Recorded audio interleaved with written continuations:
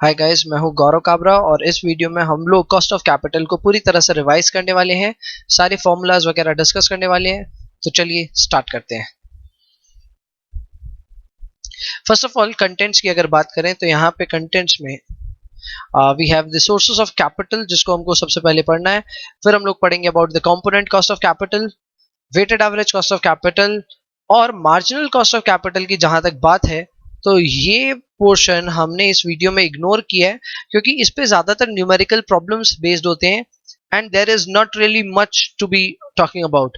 तो हमने सिर्फ मार्जिनल कॉस्ट ऑफ कैपिटल वाले कंटेंट को इस वीडियो से मिस आउट किया है और बाद बाकी सारी चीजें अब हम डिस्कस करने वाले हैं।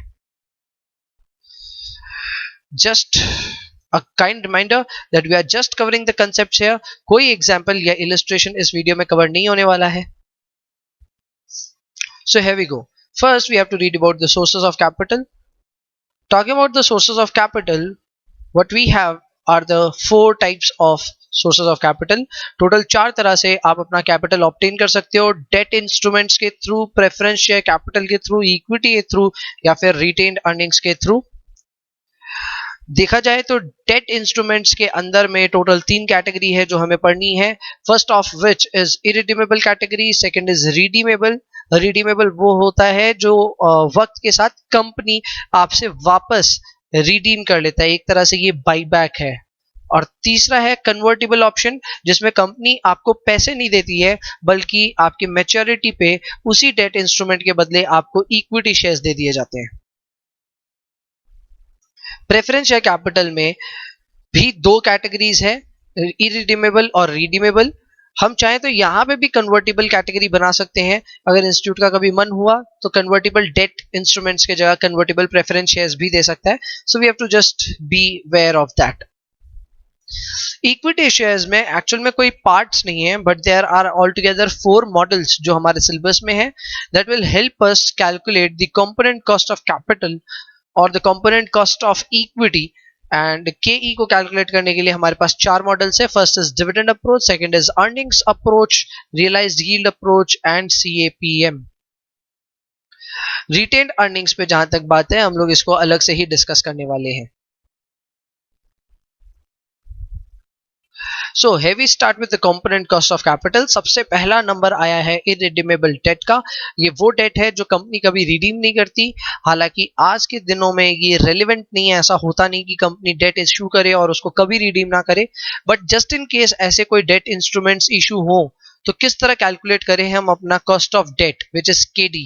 तो यहाँ पे KD का फॉर्मूला होगा इंटरेस्ट पर एनम पर डिवेंचर नेट ऑफ टैक्सेस, इसलिए उसको हमने किया है 1 - T से multiply divided by issue proceeds पर डिबेंचर। इशू प्रोसीड्स मतलब जब कंपनी इशू करती है तो उसे कितने पैसे मिले डिबेंचर होल्डर्स के थ्रू, उसे हम कहते हैं इशू प्रोसीड्स। इस सिंपल फॉर्मूला को हम इस तरह भी लिख सकते हैं I1 - T by IP। ऊपर वाला इलेबोरेटिव फॉर्म है, नीचे वाला मैंने एब्रीविएशंस यूज किया है। यूजुअली ये वाला फॉर्मूला हम लोग क्लास में पढ़ते हैं। Then comes redeemable debt, and redeemable debt में इंस्टीट्यूट ने इस बार काफी अलग काम किया है।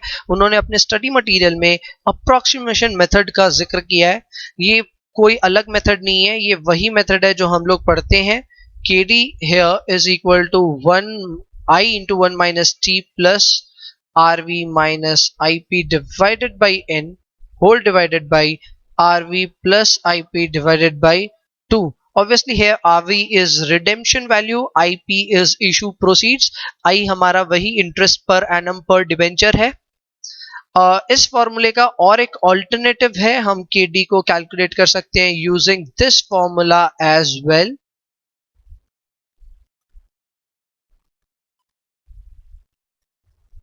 इधर में इस पूरे एक्सप्रेशन पे हम लोग 1 - T करते हैं, मतलब जो टैक्स एडवांटेज है हम वो पूरे कंपोनेंट पे करते हैं। बट अगर मेरी राय में समझें तो ये मेथड ज्यादा लॉजिकल है, क्योंकि हम लोग को जो भी टैक्स एडवांटेजेस मिलती है वो सिर्फ इंटरेस्ट पेमेंट पे मिलती है, बाद बाकी चीजों पे नहीं। ये फॉर्मूला काफी कुछ बयान करता है। There are many intuitions absorbed behind this formula which is beyond our scope in this video. Method 2 is the accurate method. ये कुछ नहीं है but this is a IRR calculation problem. यहाँ पे हम लोग को अलग अलग कैश फ्लोज दिए हुए रहेंगे और प्रेजेंट वैल्यू ऑफ इंस्ट्रूमेंट्स दी हुई रहेगी, जैसे कि कोई डेट इंस्ट्रूमेंट पे कूपन और उसका करंट प्राइस दे दिया जाएगा. हमें गेसिंग वर्क स्टार्ट करना है एक इंटरेस्ट रेट का. ये कुछ IRR कैलकुलेशन जैसा नजर आता है जो हम लोग कैपिटल बजटिंग में कवर किए हैं. Then comes convertible debt. ये एक नई कैटेगरी है जो इंस्टीट्यूट ने आज तक कभी भी पूछी नहीं और ये स्टडी मटेरियल में न्यूली इंसर्टेड है. यहाँ पे सिर्फ एक ही रूल है and that rule is that your redemption value should be higher of number 1 face value, number 2 conversion value on the date of maturity. बड़ा ही सिंपल सा कंसेप्ट है. यहाँ पे जो भी डिफरेंसेस आने वाले हैं वो with respect to only redemption value आने वाला है और रिडेम्पशन वैल्यू को आप लोगे higher of the two things. First is the face value which is naturally the maturity value, and if the conversion value on the date of maturity ये उससे ज्यादा निकल जाए then we'll be always taking up the conversion value on the date of maturity. जहां तक बात है what is conversion value, तो वो आप कैलकुलेट कर सकते हैं. conversion value will be number of shares into price per share on the date of maturity. Convertible के बाद में we jump into the irredeemable preference share capital. ये एग्जैक्टली सिमिलर है टू इरिडीमेबल डेट्स, बस यहाँ पे KP यूज करते हैं instead of KD and instead of I we are taking dividends divided by issue proceeds. Just keep a note that there are no tax advantages here. Tax advantages सिर्फ KD से संबंध रखती हैं और बाद बाकी कहीं पे भी कोई भी टैक्स एडवांटेजेस नहीं है. Then comes the redeemable preference shares. This is also similar to what we have read in redeemable debts. उसका फॉर्मूला KD का जो था वही KP के लिए हम लोग थोड़ा सा एडजस्ट करेंगे and this will become like this. और कोई फंडामेंटल डिफरेंस नहीं है. Instead of interest we are using D is for preference dividend and there are obviously no tax advantages. फिर आया हमारा डिविडेंड अप्रोच. डिविडेंड अप्रोच के दो फॉर्मूला है, one is without growth and one is with growth. तो यहाँ पे KE will become D by P where D is my dividend and P is my current share price. We can also use another set of formula which considers the growth of dividends. So उसका formula होता है अपना KE is equal to D1 by P0 plus G where dividends are growing. यहाँ पे हम लोग assume करते हैं that dividends are growing and जो G है उसको कैलकुलेट करते हैं हम using the formula B into R where B is my retention ratio and R is my return on equity. Then comes the earning approach. ये exactly similar है to the dividend approach. कई बार होता है हम ऐसी कंपनियों की cost of equity कैलकुलेट करना चाहते हैं जो कंपनियां कभी डिविडेंड देती ही नहीं, तो उस केस में we use earnings approach instead of dividend approach और यहाँ पे KE में you will use earnings instead of dividends. जैसे डिविडेंड के दो फॉर्मूला है वैसे इधर भी दो फॉर्मूला हैं. We can also consider growth in earnings as well and our formula will be like this. KE will be E divided by P plus G. Then we jump over to CAPM which is capital asset pricing model. यहाँ पे KE का जो formula है वो बड़ा ही simple है. This is KE is equal to RF plus bracket के अंदर RM minus RF into beta. Then there are cost of retained earnings. ये कुछ अलग है because usually हम लोग ये अज्यूम कर लेते हैं that KE and KR, which is cost of equity and cost of retained earnings, are same, but sometimes it happens that these are not same. When these are not same, what is the formula? At that time the formula is KR is equal to KE into 1 minus B into 1 minus TP, where B is equal to brokerage rate and TP is equal to personal tax rate. अब आ जाते हैं हम लोग कुछ बाकी other important considerations को समझने में. First of which is the treatment of flotation cost.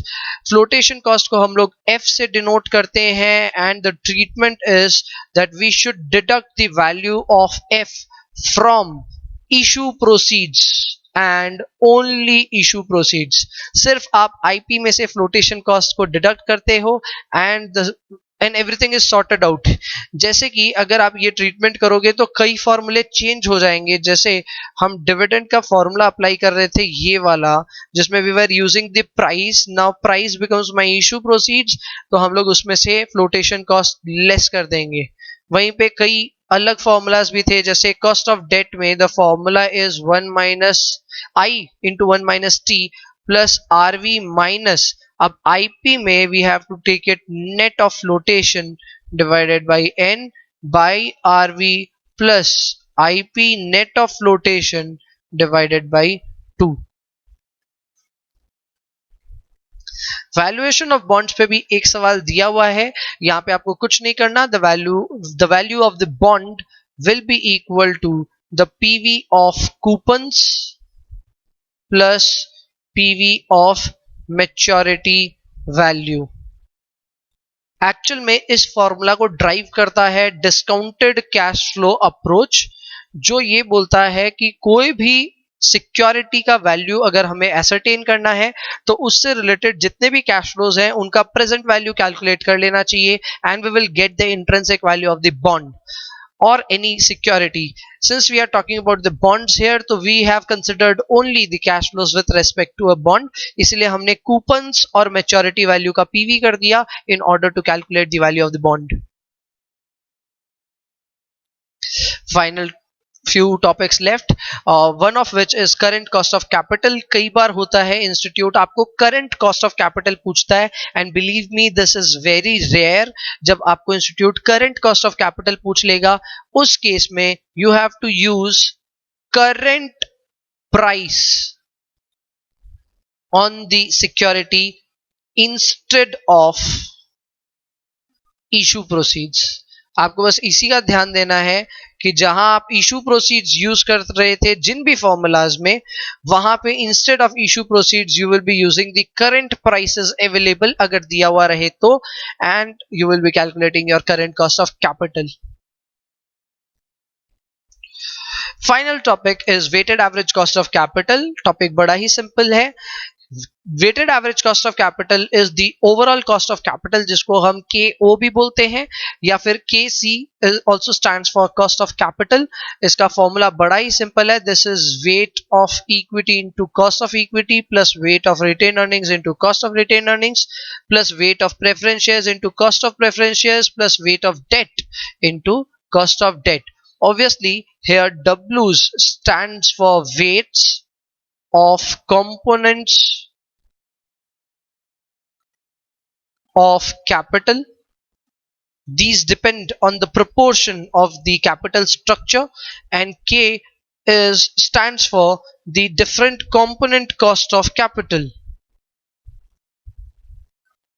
जो हमने अभी थोड़ी देर पहले ही डिस्कस किया है with respect to each and every security. That's it. Thank you for watching this video.